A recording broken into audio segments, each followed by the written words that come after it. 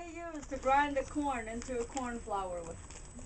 So they're called the monomentates. People back in the earlier days, to get the corn flour to make fried bread, tortillas, hot cereal, that's what they used to grind the corn into a corn flour. So out of that corn flour, that's basically what they would use to provide meal for their families. Now we still use those two stones. We still use them during celebrations, weddings, or ceremonies. We have to grind the corn into a corn flour. So we still use a lot of corn in our tradition, in the weddings, ceremonies, even during the celebrations. That's when we use the corn flour. So those two stones basically are there for a good reason. Nobody wants to move that stone. And nobody wants to use that stone, because it's a lot of work if you use that stone. Well, luckily for us younger generation, we have a mill. So we just take corn over there and let them grind it. But you still have to learn how to use the monomentates when you reach your maturity age for young girls between the age of 10 and 14. And then buffalo grass, also what they used to use for a hairbrush.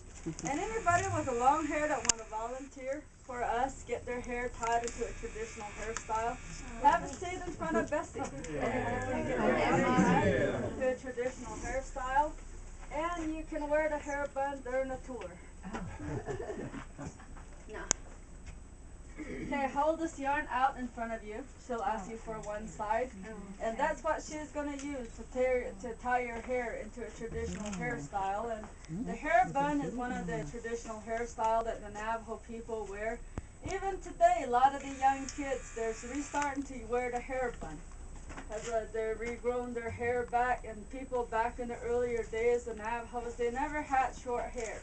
They all had long hair. They were not allowed to cut their hair because they say long hair represents knowledge, long life, and it also represents the rain. And now, most of the elderly, they tell the young kids to regrow their hair. They say they cut their hair too short in the younger generations. We don't get that much rain anymore. Okay, hold on to the other side. Hold on to it.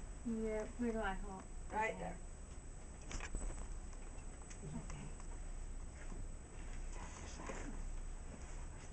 This will make you feel cool.